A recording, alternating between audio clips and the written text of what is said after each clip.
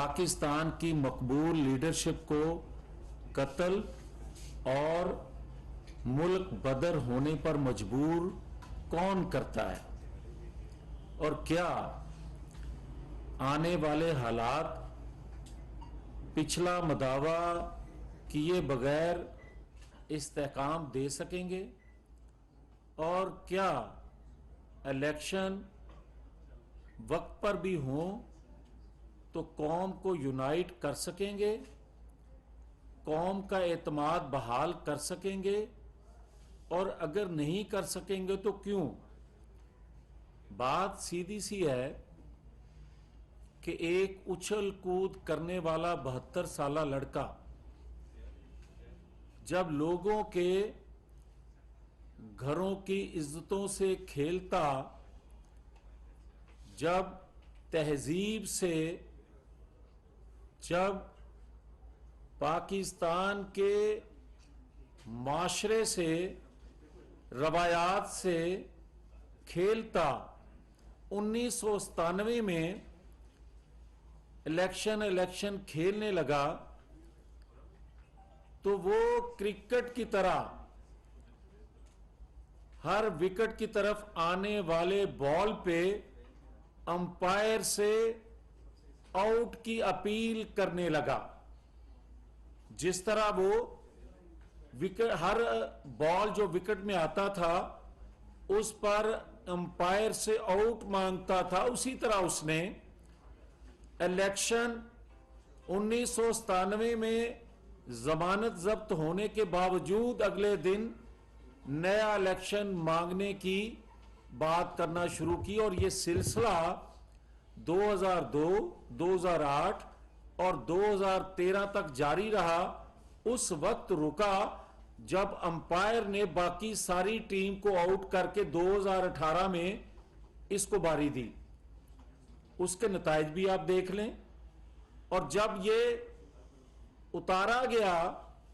تو اس نے پھر وہی راگ لاپا۔ اب بات یہ ہے کہ جب بے نظیر بھٹو اور نواز شریف نے اپنی غلطیوں کا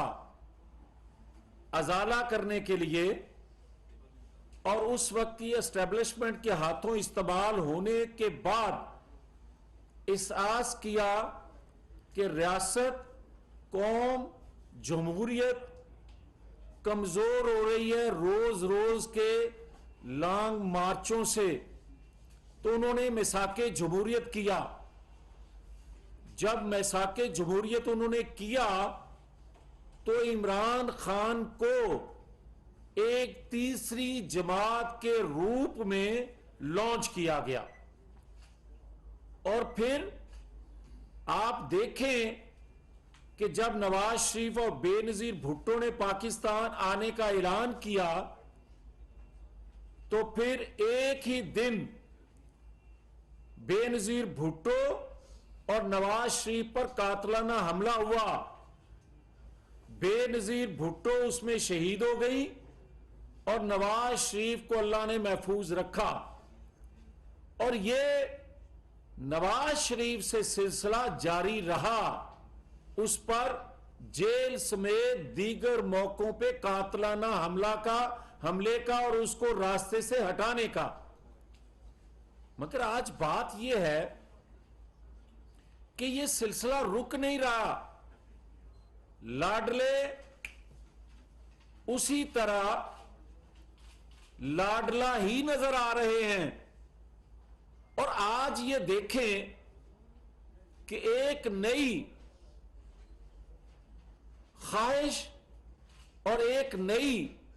لڑائی جاری ہے کہ آنے والوں کو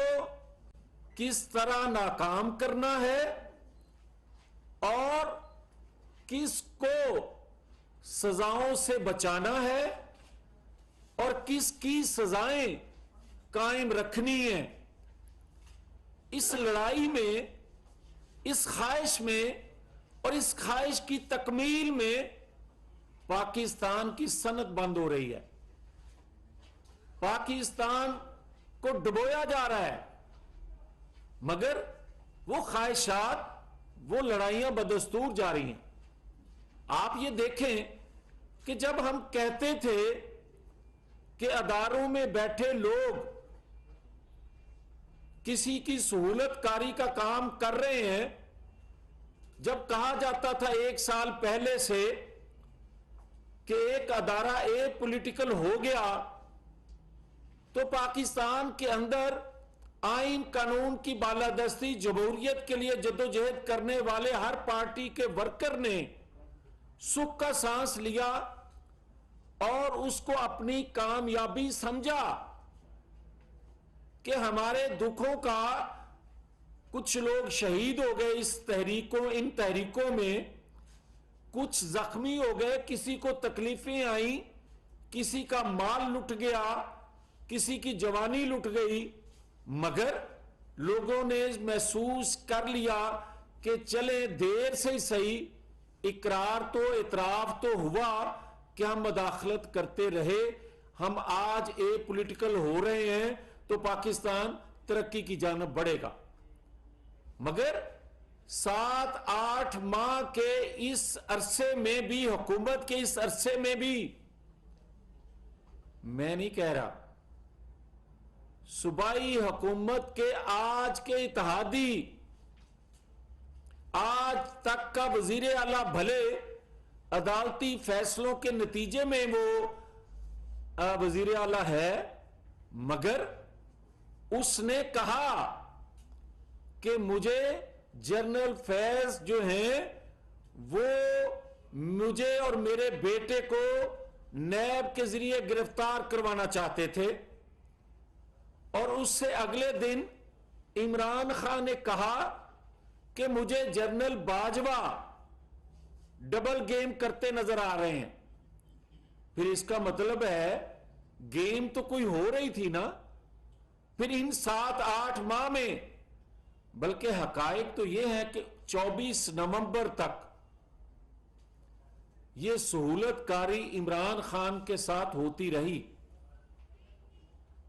اور آج اگر بقول جسٹس شوکت صدیقی صاحب کے اگر ایک ادارہ پولیٹیکل ہے اعلان کر رہا ہے، تو کیا دوسرے 2 ادارے پولیٹیکل ہو گئے؟ اور کیا پاکستان کے اندر یہ سہولت کسی اور شخص کے پاس ہے کہ عدالت میں پیش ہوئے بغیر کسی کو ضمانت نہ صرف مل جائے بلکہ کنفرم ہو جائے؟ یہ سہولت صرف عمران خان کے پاس ہے. اور کیا اگر آج جسٹس ثاقب نثار ہوں یا جنرل باجوہ، جنرل فیض یا دیگر جو سہولت کاری کا رول ادا کرتے رہے،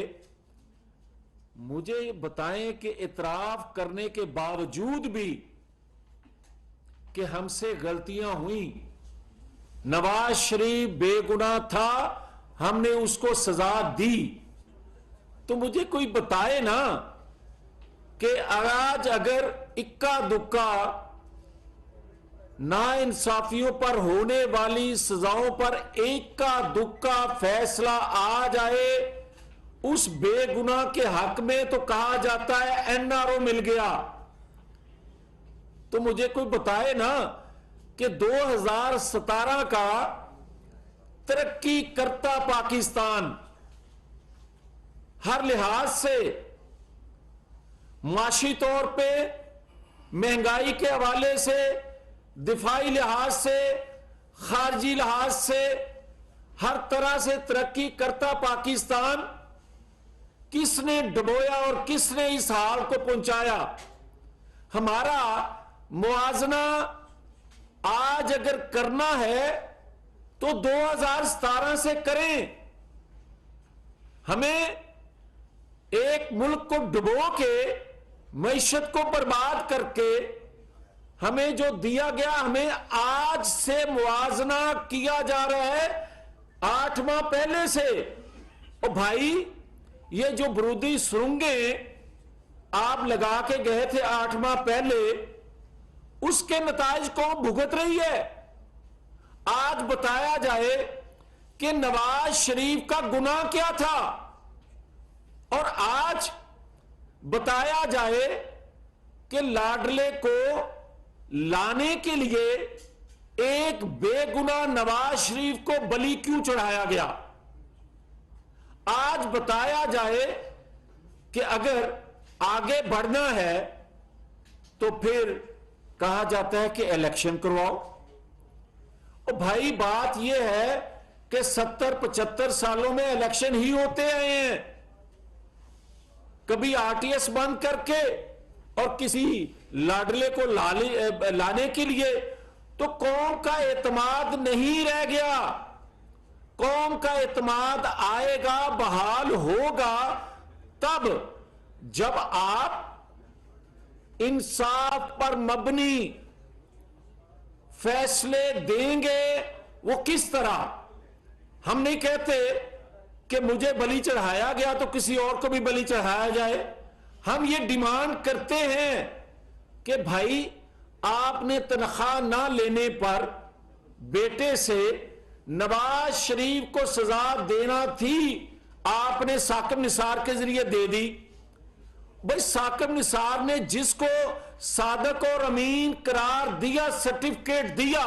کون ڈیمانڈ کر رہی ہے کہ جو کہتا ہے کہ میں نے صحابہ اکرام کا دور جو ہے وہ پاکستان میں لانا ہے، پاکستان کو مدینے کی ریاست بنانا ہے، تو پاکستان کو بنانا اس نہج تک لے کر جانا جو کہہ رہا ہے اس کو باکردار ہونا چاہیے۔ وہ باکردار ہوگا تو اس دور کی بات کرے۔ آج کا کہا جاتا ہے کوئی آڈیو ویڈیو آئے تو کہتے ہیں کہ جناب یہ اس کا ذاتی فعل ہے۔ بھائی ذاتی فعل ہوگا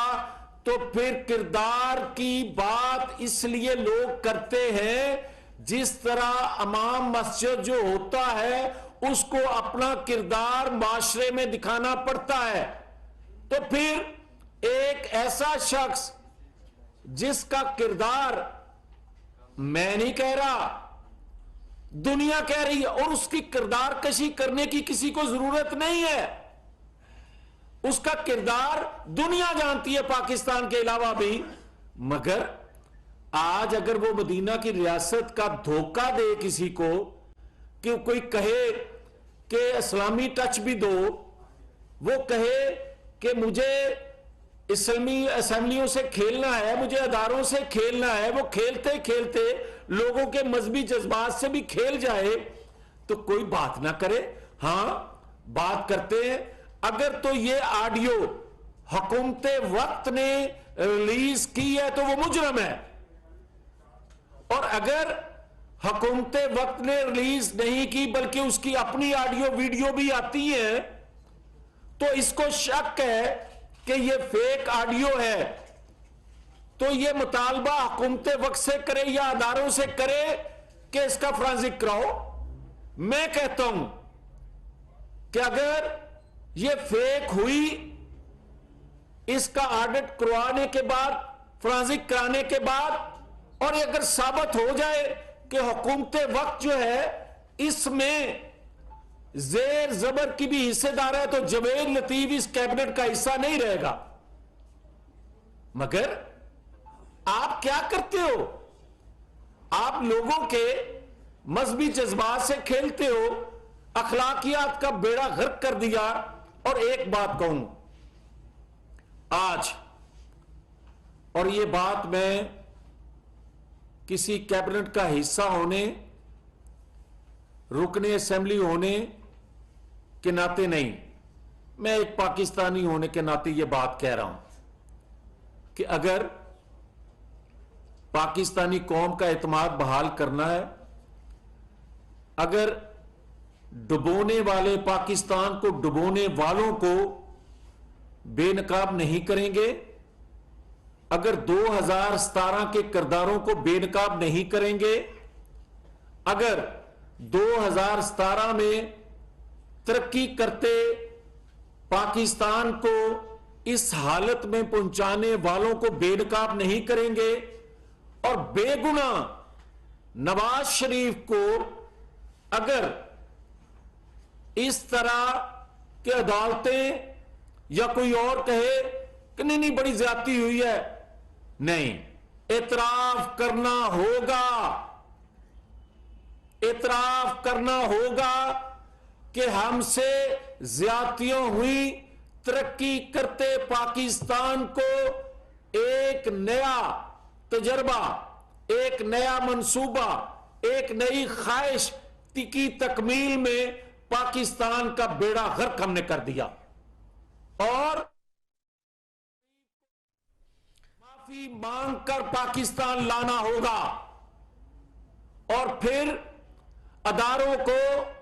आईनी हदूद में रहते हुए अपना अपना काम करना होगा और फिर सियासी अदम इस्तेहकाम और माशी अदम इस्तेहकाम पैदा करने वालों को भी कटहरे में खड़ा करना होगा। और आज अगर इलेक्शन से कोई भाग नहीं रहा, इलेक्शन मांगने वाले इलेक्शन से भागा नहीं करते, मगर हम ये कहते हैं